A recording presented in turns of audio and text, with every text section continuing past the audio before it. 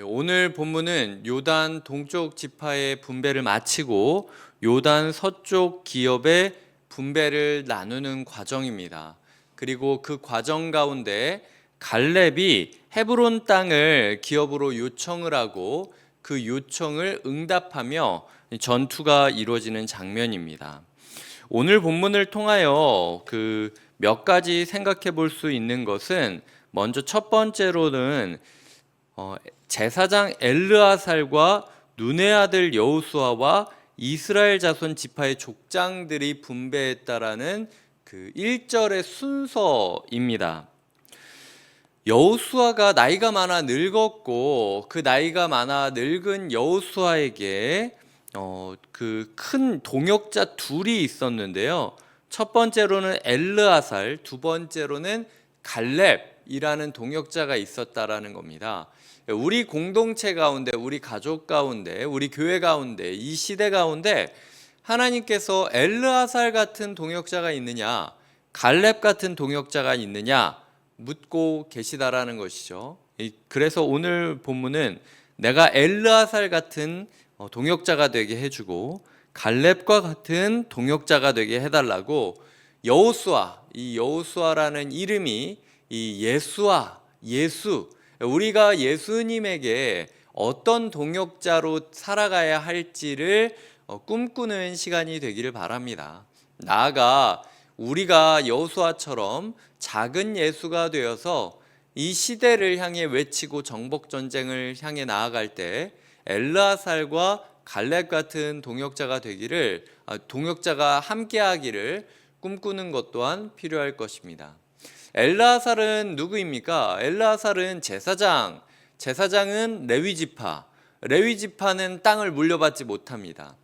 나는 땅을 물려받지 못하지만 이 제비 뽑는 과정 가운데 사촌이 땅을 사면 배가 아프다고 하는데 지금 내가 갈라줘야 되는 상황이지 않습니까? 그럼에도 불구하고 나는 아무것도 못 받기 때문에 가장 공정할 수 있다. 그렇기 때문에 내가 가장 잘 도와줄 수 있다. 이 여호수아가 혼자 애쓰고 혼자 하면은 오히려 오해를 받을 수도 있기 때문에 여호수아보다 이 부분은 내가 더 공정할 수 있으니 제가 주도하겠습니다. 여호수아는 또 그걸 믿고 한 일선에서 물러난 거예요. 이름 순서가 여호수아가, 그 다음에 엘르아살이, 그 다음에 족장들이가 아니라 의도적으로 이 여호수아라는 본문이 엘르아살을 전면에 두고 있는 것은 이 부분에 있어서 엘르아살이 주도권을 가지고 있었고, 이 주도권을 잡겠다라고 할 때 여호수아가 그걸 오해하지 않고, 맞아, 네가 해야 오히려 더 공정한 거고 네가 내 마음을 정확하게 아는구나, 괜히 내가 오해받지 않기 위하여 네가 오히려 총대를 메고 달려주는구나, 너무 고맙다 라고 이야기할 믿음의 후배가 있었다라는 것이죠. 뒤따르는 자로서 앞에 가는 사람의 마음을 존중하고 헤아릴 뿐만 아니라 총대는 제가 지겠습니다, 그냥 기도해 주십시오, 그리고 응원해 주십시오 라고 이야기하는 동역자가 있다면 얼마나 행복하겠습니까?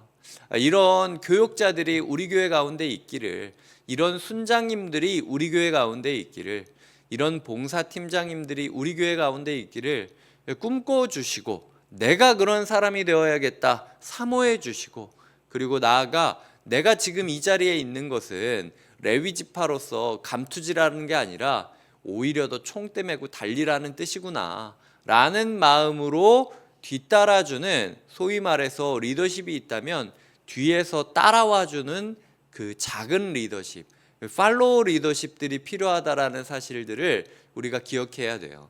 이게 있었기 때문에 1절부터 5절까지 제비뽑기가 완수될 수 있었고요. 두 번째로 갈렙을 생각해 보겠습니다. 갈렙은 우리가 보았을 때 여호수아 입장에서는 거의 동년배잖아요. 동시대. 이 출애굽 1세대로서 가나안에 들어간 사람은 여호수아와 갈렙밖에 없었다라고 합니다. 그렇기 때문에 갈렙은 뒤에서 따라오는 리더십이라기보다는 오히려 나랑 격전을 함께 했던 전우라고 보시면 돼요. 이 나이가 많음에도 불구하고 여호수아는 그 전장에 보면은 13장 1절에 여호수아가 나이가 많아 늙음에라고 이야기하고 있지 않습니까? 하나님이 일선에서 물러나라고 하는 정도로 여호수아가 나이가 많은 거기도 하고요. 어쩌면은 여호수아가 성경에서 나이가 많다라는 게 사실은 이런 표현이 긍정적으로 쓰이기보다는 부정적으로 쓰일 때가 좀 더 많습니다. 이 여호수아 자체도 좀 야성이 떨어진 걸 수도 있고 영적인 감각이 조금 떨어진 걸 수도 있어요. 근데 지금 비슷한 연배인 갈렙은 일선에서 싸우겠다. 하나님도 오케이 하고 여호수아도 오케이 하고 있지 않습니까?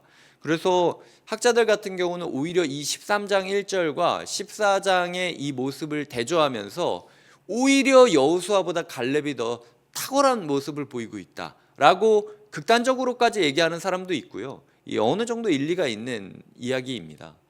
중요한 거는 지금 뒤에서 따라오는 엘르아살뿐만 아니라 이 나이 들어서 감각이 떨어지고 체력이 떨어지고 있는 여호수아를 계속해서 자극해주는 동역자가 있었다는 거예요.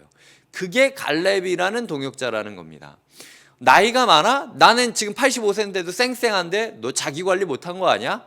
나는 끝까지 이렇게 관리하면서 싸울 거야 라고 이야기할 정도로 야성이 불타오르고 있는 사람이 있다라는 거죠. 야성이 불타오르면 대부분 분노에 휩싸이거나 경쟁적일 때가 많은데 이 갈렙이라는 사람은 오늘 본문이 등장하기 전까지 철저히 여호수아의 그늘 아래에서 겸손을 유지하고 있습니다. 지금 왜 오버하느냐를 얘기할 게 아니라 지금까지 갈렙 같은 사람이 왜 전면에 등장하지 않았느냐를 더 주목하셔야 돼요. 갈렙은 여호수아에게 끊임없이 자극이 되어주고 성장의 촉진이 되어주는 동역자이기도 했고요. 끊임없이 겸손하면서 여호수아를 지지해주는 지지대와도 같은 역할을 했습니다. 그리고 전에 제가 특별 새벽 기도에서도 이야기 드렸지만 갈렙이라는 사람은 그니스 사람 여분네의 아들이었다라고 이야기를 하고 있죠. 성경 안에서 굳이 이렇게 개인을 묘사하는 썰이 길 때는 이유가 있는 건데 이 그니스 사람 여분네라고 하는 호칭은 원래 이스라엘 아브라함의 족속이라기보다는 이 아브라함이 함께했던 이방 족속 그리고 이방 족속이 모세와 함께 출발할 때 있었던 소위 말해서 그런 그 원류가 아니라 그 진골, 성골 뭐 이렇게 육두품 이렇게 이야기하듯 이 정통이 아니었다라는 거예요. 내가 이렇게 정통 핏줄이 아니다라는 게 사실 갈렙한테 있어서는 컴플렉스가 될 수 있는 그 다분한 그 여지가 있었거든요.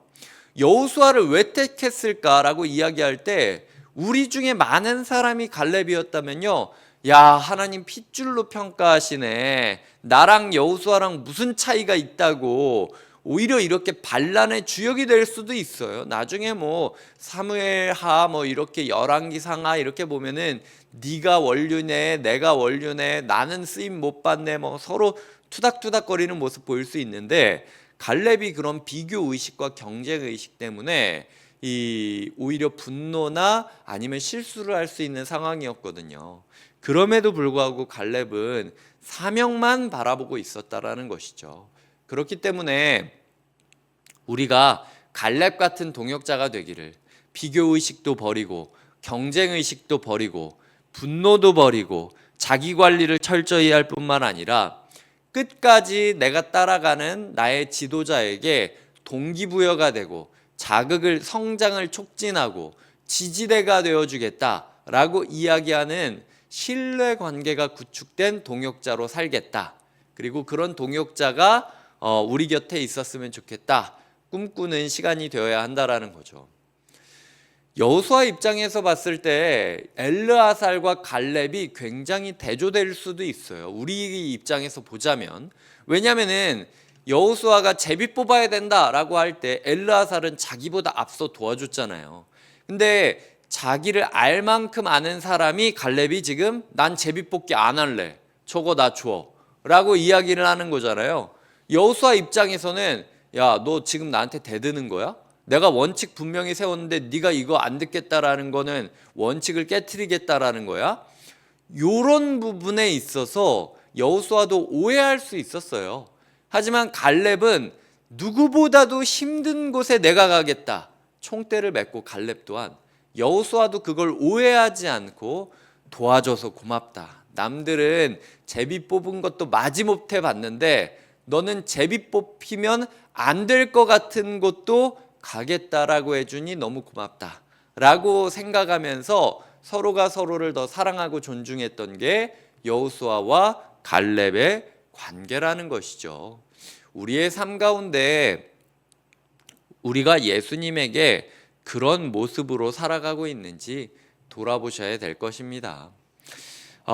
우리의 가족, 남들 가족은 멀쩡한데 왜 우리 가족은 맨날 이렇게 치고받고 하냐? 하나님 진짜 나 이 산지 바꿔주십시오 라고 이야기할 게 아니라 이 산지를 내게 주소서 라고 얘기할 수 있는 사람이 있어야 되고, 그리고 하나님 뒷선에 계십시오, 예수님 뒷선에 계시고 제가 예수님 믿고 한번 이 일 맡아보겠습니다 라고 달려가는 사람들이 있어야 된다는 거죠.